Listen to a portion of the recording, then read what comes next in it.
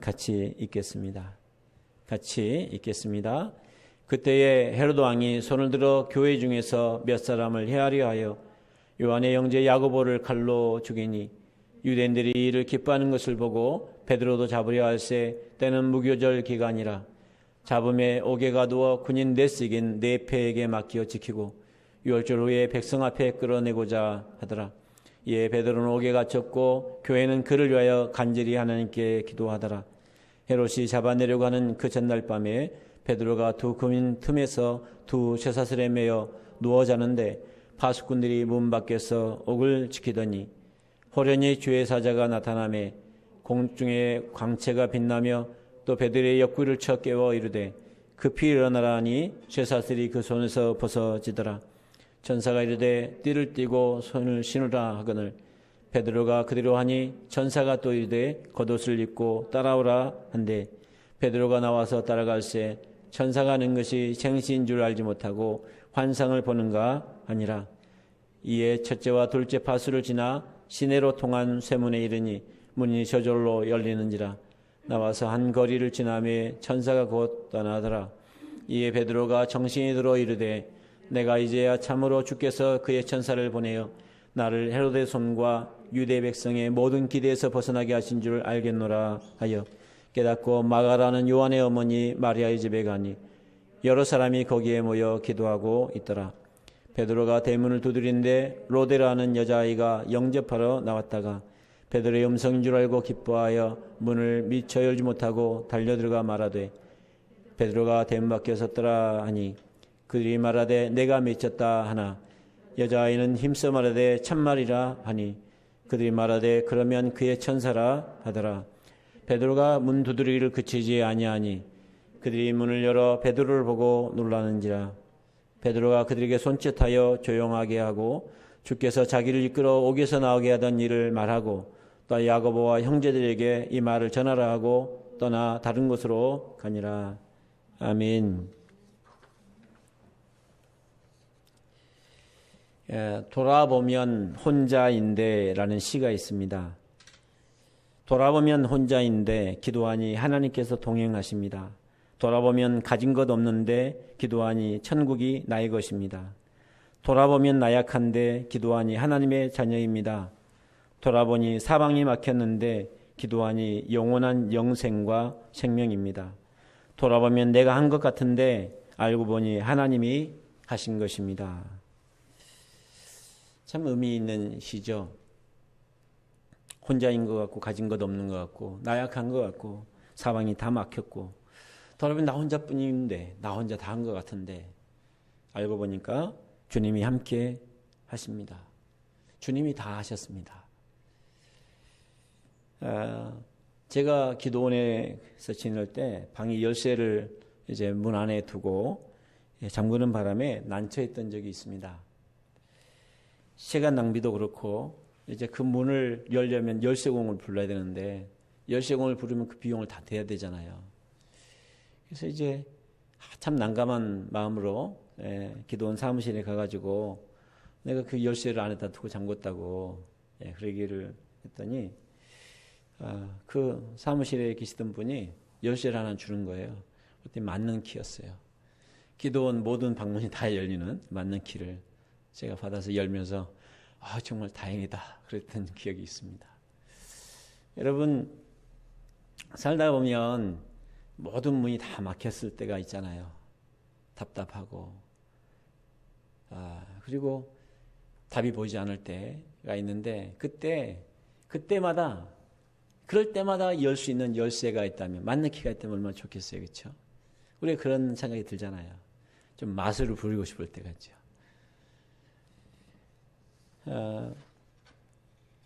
여러분 어린아이에게는 부모에게 말하는 것이 맞는 열쇠잖아요. 그렇죠? 그럼 그거 끝나잖아요. 그런 것처럼 하나님 자녀들은 하나님께 말씀드리는 게 맞는 열쇠입니다. 그런다고 내 뜻대로 다 되는 것도 아닌데 라고 생각할지 모르지만 자녀가 부모한테 말한다고 자녀 뜻대로 다 되는 것도 아니잖아요. 그러나 자녀가 왜 그런지 들어주잖아요. 들어주고 그리고 자녀를 최선으로 인도하잖아요. 필요를 다 채워주죠. 결국에는 다. 가장 좋은 길로. 그런 것처럼 우리가 하나님께 기도할 때 그것이 우리에게는 만능 열쇠가 되고 하나님께서 우리에게 최선으로 반드시 인도하십니다. 그런 믿음이 필요해요. 그 아이가 부모에게 이야기할 때 믿음이 필요한 것처럼. 부모님 나를 사랑하신다. 나의 필요를 반드시 채울 수 있는 분이다. 최선으로 인도하실 분이다. 믿고 염려하지 않죠. 내일 먹거리를 염려하지 않잖아요. 아이가. 믿음이라는 게 그렇게 중요합니다. 우리가 하나님께 대한 믿음이 있을 때 염려를 주님께 올려드릴 수 있고 염려가 올라올 때마다 또 그분께 구할 수 있다는 것, 이것이 얼마나 중요한 만능 열쇠인지 모릅니다. 우리는 예수 그리스도의 이름으로 주님께 구할 수 있는 그런 자격이 주어졌습니다. 자녀가 되었거든요. 하나님의 자녀가 되었습니다. 그래서 우리가 예수 이름으로 기도하면 내 힘과 내 자격은 열 수 없는데 예수 이름으로 기도하고 예수 이름이 열면 그 문이 열립니다. 12월이 딱 2주 남았습니다. 2020년이 다 가고 새해가 다가오는데 마음대로 안 되는 일이 있고 꽉 막힌 문이 있습니다. 그때 여러분은 어떻게 해야 되겠습니까? 예수 이름을 기도해야 되죠. 예수 이름 자격으로 우리가 기도해야 됩니다. 기도로 한 해를 마무리하고 기도로 잠가야 됩니다. 그래야 어떻게 살았던 후회가 없습니다. 그리고 주님께 맡기고 또 기도로 새 문을 열어야 되는 것이죠. 예수 그리스도의 기도를 들으셨던 하나님 아버지께서 예수 그리스도의 이름으로 드리는 자녀된 우리 기도를 반드시 들어주십니다. 오늘 설교 주제는 기도가 만능 열쇠다라는 내용입니다. 기도는 모든 것을 변화시킵니다. 왜냐하면 기도는 하나님과의 대화이기 때문입니다. 능력 있는 사람과 대화하고 나면 많은 게 바뀌잖아요. 그래서 사람들이 능력 있는 사람, 실세들하고 어떻게든 끈을 연결하려고 애를 쓰잖아요. 하나님과 우리가 대화할 수 있다. 그분과 끈이 연결되어 있다고 하는 것은 놀라운 일이죠. 그런데 게다가 그 끈이 하나님의 아들 예수 그리스도예요. 우리를 하나님의 한 운명으로 만들어준 예수 그리스도, 그분과 우리가 연결되어 있다는 것이죠. 기도는 사람의 수준에서 할 수 없는 일을 하나님의 수준으로 만들어주는 놀라운 비밀입니다. 하나님께서 모든 일을 할 수 있습니다. 그러나 하나님께서 세상을 우리에게 맡기셨기 때문에 우리의 기도를 통해서 일하십니다. 하나님께서는 성도의 기도를 통해서 일하시기 때문에 성도의 기도는 만능 열쇠입니다. 기도하지 않고도 뭐 잘 됐으면 좋겠잖아요. 그건 스스로를 속이는 것입니다.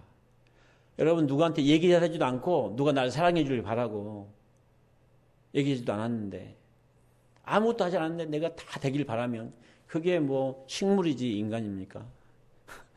아무것도 하지 않았는데 아무것도 할 수 필요가 없다면 그게 어떻게 삶이 되겠습니까? 재미있을까요? 아니요. 재미없어요. 아무것도 재미가 없어요. 내 마음대로 막 살면 그게 재미있을 것 같죠? 아니요. 하나도 재미없어요. 해보세요. 정말 그렇게 재밌는지. 하나님께서 디자인하신 우리를 삶이 있어요. 그 삶을 살아야 가장 행복해요. 그래서 하나님께서 구태여 우리를 그렇게 데려가시는 거예요. 만들어 가시는 거예요. 왜? 행복하기를 원하니까. 우리가 자녀가 행복하기를 원하니까 제재시키고 결국엔 부모가 원하는 길로 데려가잖아요. 결국에는. 그래서 우리는 하나님에 대한 신뢰를 가지고 그분과 교제하기를 멈추면 안 됩니다. 본문의 배경은 베드로가 투옥되고 교회가 그 베드로를 위해서 기도하는 장면입니다. 우리가 12장을 보고 있는데 11장에 보면 그 당시 큰 흉년이 그 지역에 크게 들었습니다. 그래서 아마 로마 제국 전체가 이 흉년에 휘말렸던 것 같습니다. 그래서 바나바와 바울이 이제 안디옥에 있었던 이 바나바 바울이 이제 예루살렘 교회를 돕기 위해서 헌금을 모아가지고 가는 얘기가 나옵니다. 그러니까 예루살렘 그 지역을 다스리고 있던 헤롯 아그리파 왕 입장에서는 민심이 흉흉해지는 이때를 어떻게 달래야 되잖아요. 이게 달래기 위해서 희생양을 만들었는데 유대인들이 미워하는 기독교인입니다. 아주 여우같이 그들이 어떻게 민심을 달랠 수 있는지 알죠. 그래서 당시 예루살렘 교회 지도자 중 한 명이었던 야고보, 요한의 형제 야고보 사도를 희생양을 만들어서 죽입니다. 그것을 보고 너무 좋아하니까 흥이 났어요. 그래서 이때다 싶어가지고 베드로를 또 추가로 잡았습니다. 베드로도 꼼짝없이 죽게 됐는데 6월절이라 이 6월절과 무교절의 일주일 기간은 절대로 사람을 죽여서는 안 되는 유대법이 있습니다. 그래서 이 무교절이 다 끝나면, 이 일주일이 끝나면 이제 잡으려고, 죽이려고 감옥에 가둬놓은 상태고, 그가 이제 내일이면 무교절이 끝나고 죽게 됐습니다.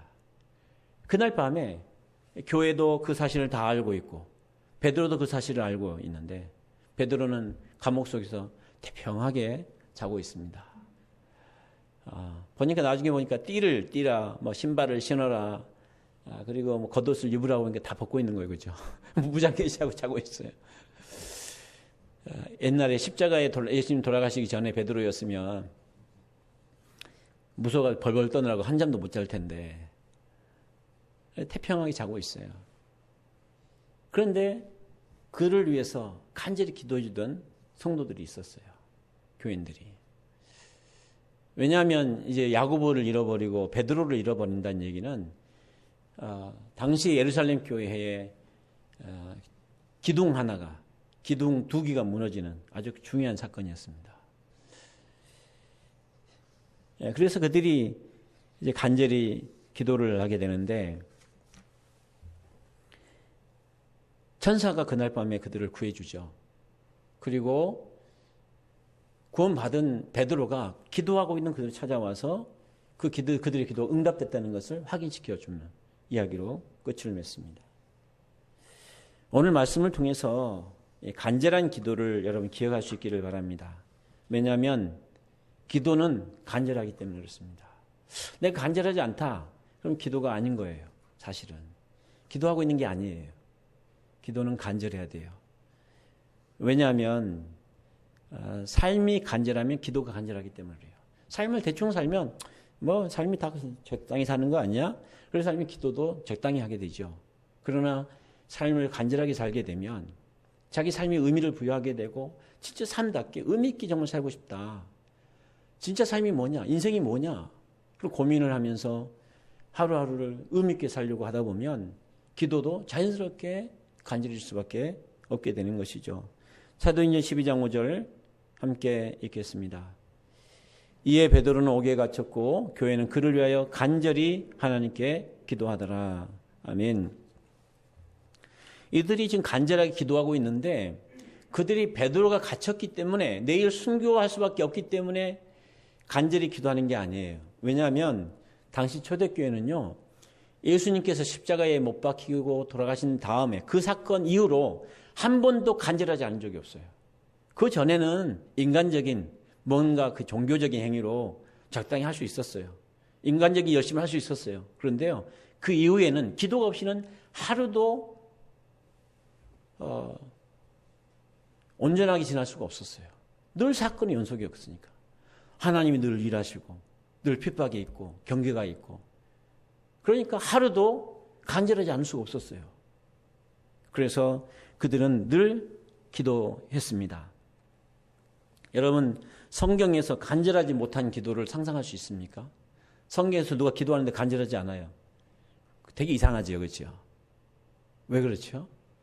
원래 기도 자체가 간절해서 그렇습니다. 삶은 간절한 것입니다. 더군다나 성도가 말씀대로 살겠다. 나는 정말 믿음대로 살고 싶어. 하나님 뜻대로 살고 싶어. 하나님 영광을 위해서 살고 싶어 라고 마음을 결정한 다음부터는 삶은 더욱더 간절해질 수밖에 없죠. 그리고 세상과 이게 정반대 방향 가잖아요. 바람을 거슬러 가야 되고 물결을 거슬러 올라가야 되는 삶인데 어떻게 간절함이 없이 편안하게 할 수 있겠어요? 그럼 불가능하죠. 그건 속는 거죠. 편안한 삶은요, 성도의 삶이 아니에요. 그것은 사단이 우리를 속이는 것이죠. 성도의 삶은 편안한 삶이 아니라 평안한 삶이에요. 평안한 삶. 내적인 평안함이에요. 외적인 편안함이 아니고. 우리는 천국이 있는데 진짜 편안한 것이 우리를 기다리고 있어요. 천국이. 이 땅에 사는 동안은 안 믿어도 편안할 수 없어요, 여러분. 안 믿어도. 안 믿는 사람 편안한 것 같죠? 아니에요. 그 편안함을 유지하기 위해서 얼마나 애를 쓰는데요. 백조가 물 위에서 우아하게 다니자면 발을 수없이 헤엄을 하고 있는 것처럼 안 믿는 사람들이요. 그렇게 편안한, 남들이 보기에 편안해 보이는 모습, 부러워 보이는 모습을 위해서 얼마나 애쓰고 사는지 몰라요. 잠시도 머리를 쉬지 않고요. 누가 나를 어떻게 무시 안 당하고 살려고 얼마나 사는지 몰라요. 안 믿는 사람 똑같아요, 여러분. 그런데 우리는 그 에너지를 어디다 쓰느냐? 말씀에 쏟고 하나님께 쓰는 거죠. 나에게 쏟지 않고 사람에게 쏟지 않고 욕망에 쏟지 않고 하나님께 쏟는 거예요. 방향이 다를 뿐이에요. 똑같이 에너지를 씁니다. 누구나 다. 그래서 여러분 간절해져야 되는데 하나님 앞에 간절해져야 되는데 그러려면 정직해져야 됩니다. 내 삶에 대해서 정직해야 되는데 정직해지는 첫 번째 문제는 뭐냐면 내가 없는 자라는 거, 가진 것이 아무것도 없는 자라는 거 정직하게 인정하는 거예요. 없는데 있는 척 하려고 하니까 너무 힘들잖아요. 남들한테 무시 안 당하려고 하니까 너무 힘들잖아요. 그런데 이미 우리가 하나님 존귀한 자녀고 또 우리에게는 모든 것을 가지신 하나님이 계신다는 것을 인정하는 순간 우리는 그런 것에 그렇게 연연할 필요가 없잖아요. 이 세상에 필요한 것이 많이 있지만 그렇다고 해서 자존심을 세우려고 애쓰며 살 필요는 없잖아요. 자존감을 갖고 있는데 남이 나를 어떻게 봐주느냐 이 자존심 시달리는 게 아니라 내가 나를 어떻게 보느냐 이 자존감 가지고 사는 거예요. 성도는 자존심으로 사는 사람이 아니라 자존감으로 살고요. 성도의 자존감은 주님이 나를 어떻게 보시는 이 주존감이 좌우되는 거예요. 그래서 우리는 정직해질 수 있고 그리고 정직해지는 순간 삶이 간절해져요. 아, 내가 이 땅에 영원히 살 수 있는 존재가 아니다. 그 사실을 우리가 인정하게 되잖아요. 몇십 년 후에는 나도 하나님 앞에 서야 되는데 내 인생을 결산해야 될 때가 오는데 지금 내가 잘 살아야지. 여러분 그런 마음을 가진다 얼마나 큰 축복입니까? 그리고 내가 간절하게 기도할 때 그 기도를 들어주는 분이 있고 그리고 그분이 내 기도를 들어서 내 삶을 부욕해 할 수 있다면 그럴 분이 있다면 얼마나 또 감사한 일입니까? 여러분 간절하면요 기도하고 또 기도하게 됩니다. 우리가 함께 읽었던 그 말씀을 보면 그들이 기도하더라라고 하는 그 표현을 헬라어로 보니까 그들이 기도하고 기도하더라 오직 기도하더라라고 표현되어 있어요.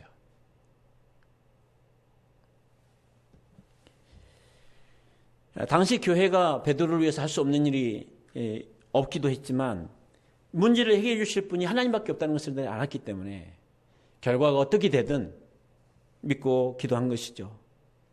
결국에는 하나님 뜻대로 될 것이다 믿었어요.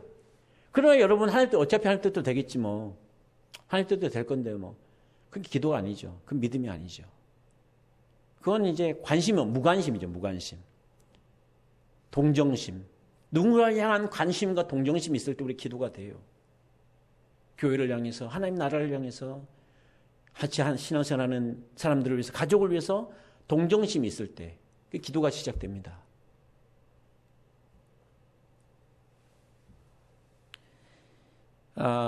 오직 기도만 하는 사람은 기도 외에는 이 문제 해결할 수 없다는 것을 아는 사람입니다. 또 당장 그게 어떻게 해결된다 그래도 문제의 연속이잖아요. 삶이라고 하는 게요. 그래서 우리가 기도를 통해서 이것을 해내야 됩니다. 우리는 모든 것이 나에게 달린 것처럼 일해야 됩니다. 그러나 동시에 모든 것이 하나님께 달린 것처럼 기도해야 돼요.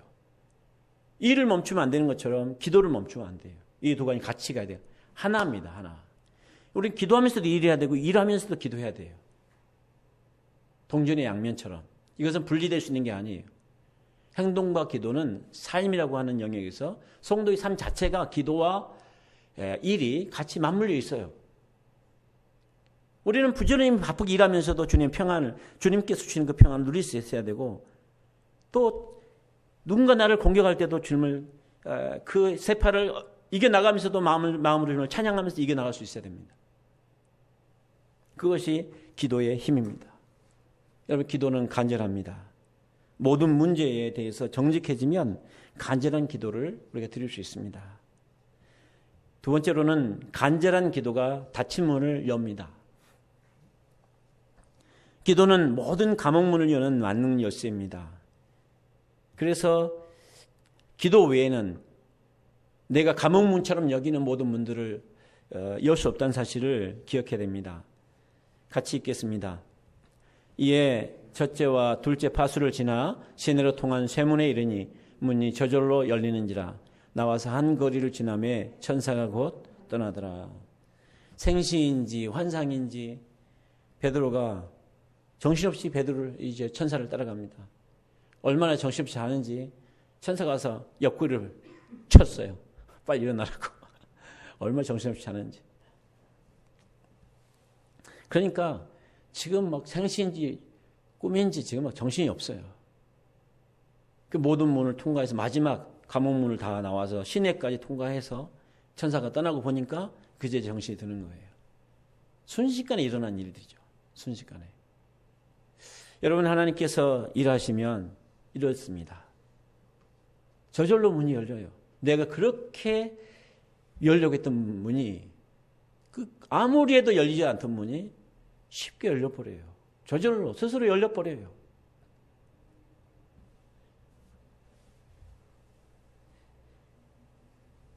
우리의 삶이 정말 힘들 때가 있어요. 지금 로마 군인들이 4명이 내조가 돼가지고 2명은 이제 밤새 이걸 지키는데 2명은 밖에서 보초를 보고 2명은 베드로 옆에 양옆에서 누워 있어요.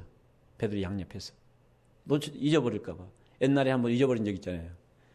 사도행전 5장에 보면 탈옥을 한번 하잖아요. 천사 그를 불러줘가지고. 또 난리가 났었죠. 전력이 있어요. 원래 4인, 4인 1조이긴 하지만 아마 그들은 더 심각하게 이게 지켰을 거예요. 이렇게 어떻게 꼼짝달싹 없는 그런 상황에서 베드로 처해 있는 그 베드로의 모습처럼 우리도 그런 고난이 있을 때가 있습니다. 그런데 여러분 기억하십시오. 고난은 우리가 하나님의 능력과 하나님의 사랑을 체험하게 하려고 하나님께 주시는 특별한 은혜입니다. 그게 없으면 왜 기도를 하겠어요? 기도를 안 하면 우리가 하나님 어떻게 체험하겠어요?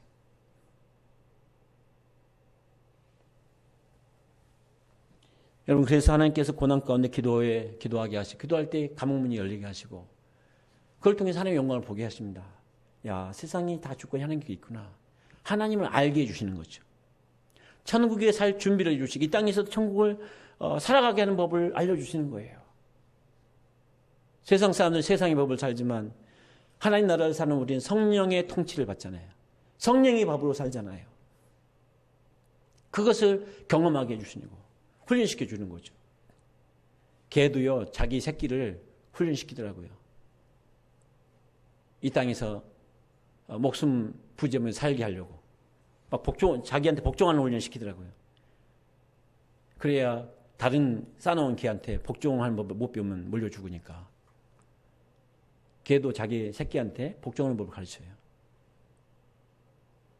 하나님께서 우리에게 가장 부유한 삶을 살게 하고 하나님께서 우리에게 가장 좋은 삶을 살게 하려고 우리를 훈련시켜 주시는데 그 첫 번째가 뭐냐? 기도의 훈련입니다.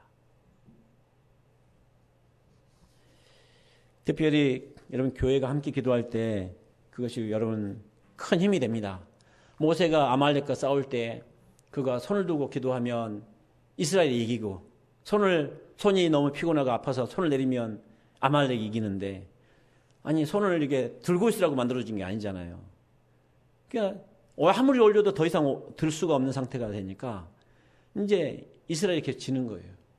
아무리 올려도 안 되고 그때 옆에 있었던 아론과 훌이 그들의 손을 붙잡아서 같이 기도하니까 이것을 이 전쟁에서 능히 이겼잖아요. 여러분 성도는 함께 기도해야 됩니다. 가족도 함께 살아야 되잖아요. 그래야 살잖아요. 그렇죠. 영적인 가족인 교회도 함께 기도하고 함께 살아야 살 수 있어요. 그래야 함께 이깁니다. 고난 가운데 있을 때 혼자 낙심하지 마시고 또 다른 사람의 고난을 보고 동정으로 끝내지 마시고 기도해 주십시오. 그것이야말로 최고의 선행입니다. 기도는 감옥문과 모든 잠긴 문을 여는 만능 열쇠입니다. 기도는요, 새로운 문을 여는 만능 열쇠입니다. 사도행전 16장에 보면 바울이 이제 아시아에서 말씀을 계속 전하려고 하는데 성령이 계속해서 길을 막아요. 전하지 못하게 해요. 그래서 거듭거듭 가다가 그가 어디까지 가게 되냐면 소아시아 마지막 지역인 오늘날 터키 지역에 그 마지막 지역인 드로아까지 가게 되는데 그곳에서 밤에 잠을 자다가 꿈을 꾸죠. 그때 그 꿈이 뭐냐면 한 마게도냐 사람이 건너와서 우리를 도와달라고 하는 그런 환상이었어요. 꿈이었어요. 하나님께서 지금 마게도냐 유럽으로 건너가라고 하는구나. 그곳에 가서 복음을 전하라고 하는구나 깨닫고 거기서 건너갑니다. 전혀 다른 새로운 문이었죠. 아직 아시아에는 많은 복음을 전해야 될 곳이 남아있는데도 불구하고 하나님께서 그것을 보내시는 거예요. 여러분 우리의 생각과 하나님의 생각은 달라요. 하나님께서 각자를 어떻게 언제 어떻게 인도하실지를 알 수가 없어요. 그래서 우리는 항상 기도하며 살아야 돼요. 그래야 새로운 문을 열면서 우리 삶을 계속해서 살아갈 수가 있습니다. 바울이 유럽으로 건너갈 때 유럽의 기독교가 증거되고 그리고 유럽이 기독교 문명으로 바뀌었어요. 오늘날의 유럽의 그 출발이 바로 바울이 하나님께 순종해서 마게도냐로 건너가던 그 배로부터 시작이 된 겁니다. 하나의 순종이 놀라운 문명을 만들었어요. 유럽의 문명을 만들었어요. 유럽은 다 기독교 국가잖아요. 우리가 하나님 앞에 순종하며 기도하는 것이 우리 삶을 만들어낼 수 있다는 거 여러분 기억하시기 바랍니다. 기도 없이 열리는 문을 여러분 기대하지 마세요. 그것은요 축복이 아니에요. 하나님께서 필요하면 주시기도 하시지만 안 믿는 사람들도 막 너무 안타까워하면 하나님께서 필요한 건 주세요. 태양도 주시고 비도 주시고 기본적인 다 주십니다. 살아야 되니까. 하나님 피조물이니까. 그러나 하나님의 자녀들은 하나님이 주시는 삶을 살아야 돼요. 그냥 꾸역꾸역 사는 게 아니라 남들처럼 그냥 대충 사는 게 아니라 하나님을 기대하면서 하나님과 함께 사는 삶을 여러분 기대하셔야 됩니다. 그래서 주님께서는 구하고 찾고 두드리라고 말씀을 하시는 겁니다. 예수 그리스도 이름을 의지하고 구하고 찾고 두드리는 하나님의 자녀는 하나님께서 열어주시는 새 문을 발견하게 되고 하나님께서 열어주시는 삶을 따라갈 수 있습니다. 구하는 자가 얻습니다. 찾는 이가 찾습니다. 문을 두드리는 이가 그 문 열린 문을 들어갈 수 있습니다. 간절한 기도가 감옥 같은 우리 문을 연다는 것, 새로운 문을 연다는 것을 여러분 기억하시기 바랍니다. 세 번째로는요, 간절한 기도가 응답을 만납니다. 기도하고 있던 사람들을 지금 베드로가 만나고 있습니다. 사도행전 12장 16절부터 17절 함께 읽겠습니다. 베드로가 문 두드리기를 그치지 아니하니 그들이 문을 열어 베드로를 보고 놀라는지라. 베드로가 그들에게 손짓하여 조용하게 하고 주께서 자기를 이끌어 옥에서 나오게 하던 일을 말하고 또 야고보와 형제들에게 이 말을 전하라 하고 떠나 다른 곳으로 가니라. 그날 밤에 놀라운 일이 있었습니다. 베드로 자신도 안 믿겨지고 기도하고 있는 사람들도 안 믿겨졌어요. 오죽하면 로데라고 하는 소녀가 이제 누가 문을 두드리니까 와서 열어주려고 하다가 베드로의 소리를 듣고 베드로인 줄 알고 가서 얘기를 했더니 안 믿어요. 끝까지 그래도 맞다고 하니까 사람들이 양보를 하면서 그러면 베드로의 천사인가 보다. 그렇게까지 믿을 수가 없는 일이었어요. 내일 틀림없이 베드로도 죽는구나라고 믿고 있었어요. 그러니까 여러분 우리가 믿음이 이렇게 없어도 하나님 일하세요. 기도하면. 기도가 믿음이에요. 기도가. 할렐루야. 기도하지 않으면서 믿음 얘기하지 마세요. 믿음 없는 것 같아 기도하면 그것을 믿음으로 만들어내세요. 하나님께서요. 응답을 사모하고 간절히 기도하십시다. 에레미야 33장 2절 3절 말씀이 있습니다. 이를 행하시는 여호와 그것을 만들어 성취하신 여호와 그의 이름을 여호와라는 이가 이같이 이르시되 너는 내게 부르짖으라 내가 내게 응답하겠고 내가 알지 못하는 크고 비밀한 일을 내게 보이겠다. 주님 말씀하셨어요. 이 에레미야 33장에 있는 이 말씀이 여러분 에레미야가 형편이 좋을 때 하신 얘기가 아니에요. 편안할 때 하신 얘기가 아니에요. 감옥에 갇혀 있을 때 하신 얘기예요. 그는 계속 감옥 밖과 감옥 안을 들락날락하면서 계속 복음을 전했습니다. 왜냐하면 나라가 망할 것이라고 회개하지 않으면 나라가 곧 망한다고 실제로 그 망하는 그때 전했던 선지자였거든요. 나라가 망하는데 편안한 곳에서 아주 사람들이 대접을 받으면서 좋은 모습으로 화려한 옷을 입고 에레미야가 말씀을 전하고 있다면 그게 이상한 거잖아요. 시대가 어려우면 선지자들도 어려울 수밖에 없어요. 에레미야는 그 고난을 그 나라의 고난을 동일하게 겪으면서 복음을 전했습니다. 그래서 그는 눈물의 선지자였어요. 그러니까 여러분 좋은 말씀 해주는 그 사람들 이야기 조심해야 됩니다. 성경 외에는 다른 삶이 가능하다는 환상을 버려야 돼요. 여러분 성경만이 진리고 성경만이 사실입니다. 다른 사실은 없어요. 아무리 해보세요. 성경에 다른 게 있나. 나중에 살아보면 알아요. 아니라고 하는 거. 아무리 훌륭한 인간도요. 인간일 뿐이에요. 냄새나 인간일 뿐이고 정말 우리의 소망은 주님밖에 없어요. 주님께 돌아갈 때 모든 것이 회복됩니다. 주님 앞에 간절해지십시오. 그러면 여러분 삶이 간절해지고요. 그리고 기도가 간절해집니다. 여러분 문이 열릴 때까지 기도하십시다. 문이 열릴 때까지 기도하십시다. 믿기지 않을수록 더 기도하십시다. 자신과 자신의 가족만을 위해서 기도할 때보다 교회와 주일 예배와 또 목장, 삶 공부, 또 우리가 하고 있는 샤우팅, 전도 하나하나 같이 기도할 때 또 기도의 능력을 체험해요. 기도할 게 없는데요. 뭐 기도할 게 없어요. 기도할 게 없다는 얘기는 관심이 없다는 얘기잖아요. 한 성악가가 있습니다. 그가 지금 아주 유명한 성악가인데 그가 대학교 4학년 때 이제 아버지가 사업이 실패했습니다. 그러면서 이제 학비조차 될 수가 없고 어머니는 병원에 입원해 있고 가지고 지금 자기 학비 돼야지 그 어머니 병원 그 병원비 마련해야지 정신없이 살았어요.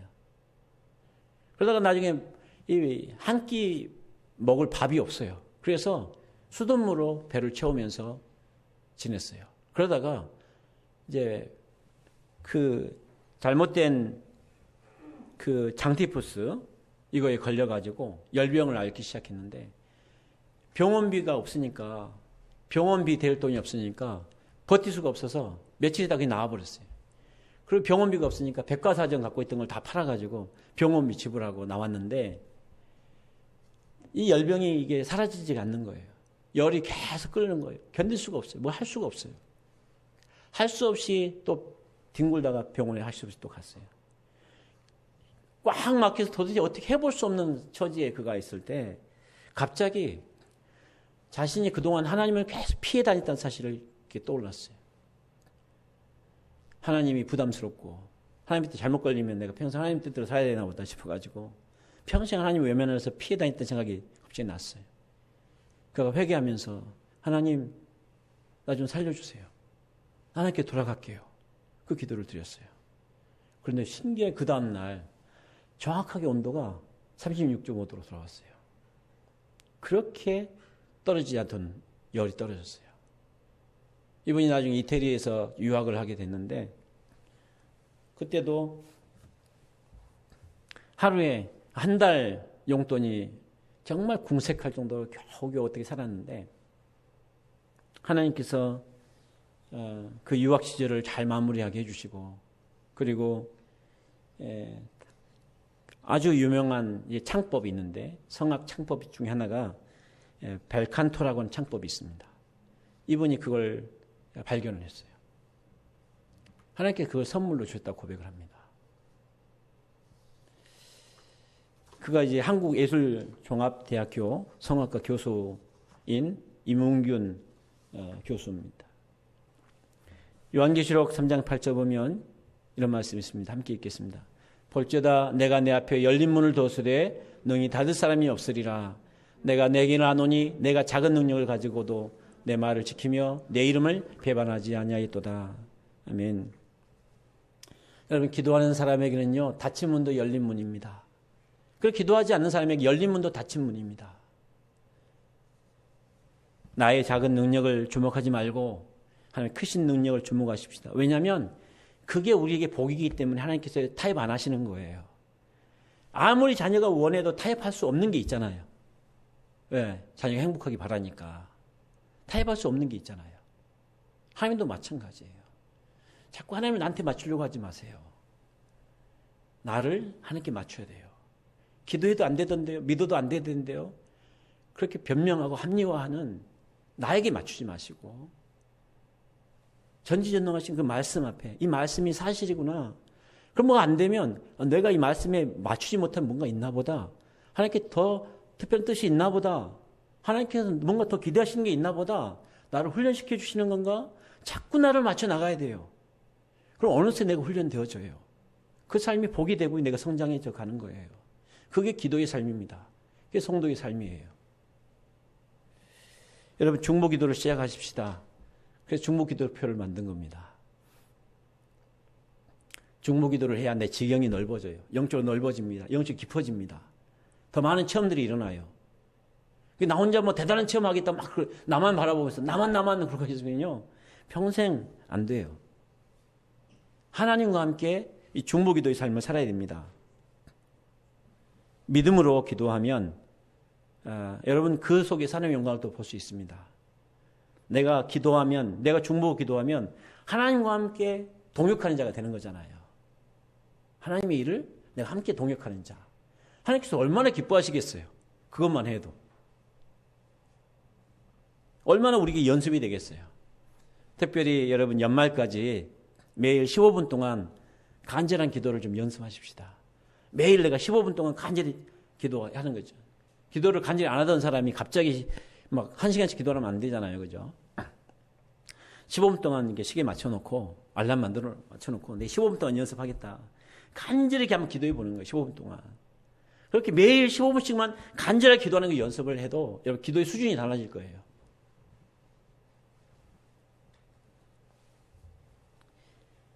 교회를 대적했던 헤롯은요 12장 끝에서 죽습니다. 충을 먹어서 죽어요.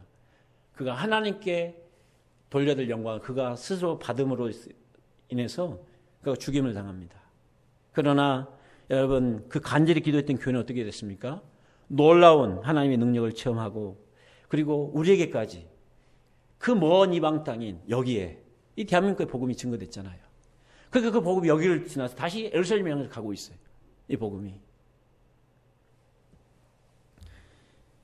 여러분 우리는 하나님과 끈이 연결된 사람이고 그리고 기도라고 하는 만능 열쇠를 주님께로부터 받은 사람들입니다. 이 은혜를 여러분 이 기회를 놓치지 마시고 이미 우리는 복된 삶에 들어섰어요. 이 복된 삶을 기도를 통해서 누리는 우리가 됐으면 좋겠고 특별히 이 연말 기도로 잘 마무리하고 새해를 기도로 잘 준비해서 2021년도 여러분 정말 복된 한 해가 될 수 있기를 바랍니다. 기도하겠습니다. 아버지 하나님, 이제 성탄절이 가깝습니다. 송구영신을 또 준비할 시간입니다. 우리 모두가 기도로 준비할 수 있도록 주님 모든 좋은 것을 최선으로 허락하실 것을 믿고 간절히 기도하는 시간이 될 수 있도록 인도하여 주옵소서. 예수님의 이름으로 기도드립니다. 아멘. 우리 찬양 일어서서 찬양하십시다. 주께서 내 길 예비하시네 찬양하겠습니다.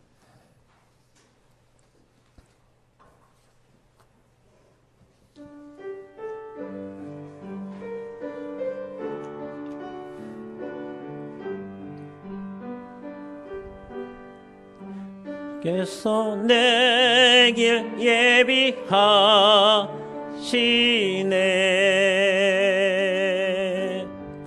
주께서 내 길 예비하시네.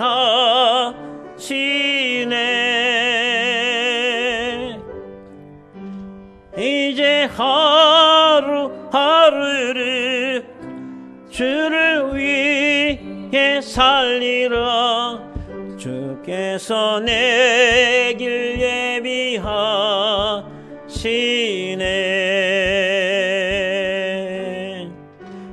나를 따라가려네. 나 이제 주를 따라가려네.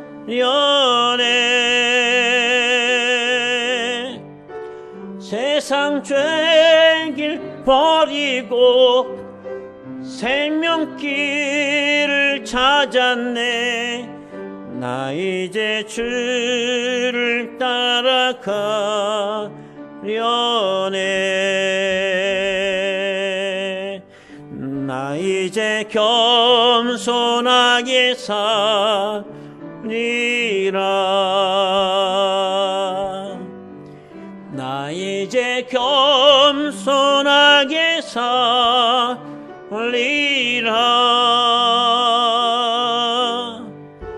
나의 하루하루를 주를 따라가리라. 나 이제 겸손하게 살리라.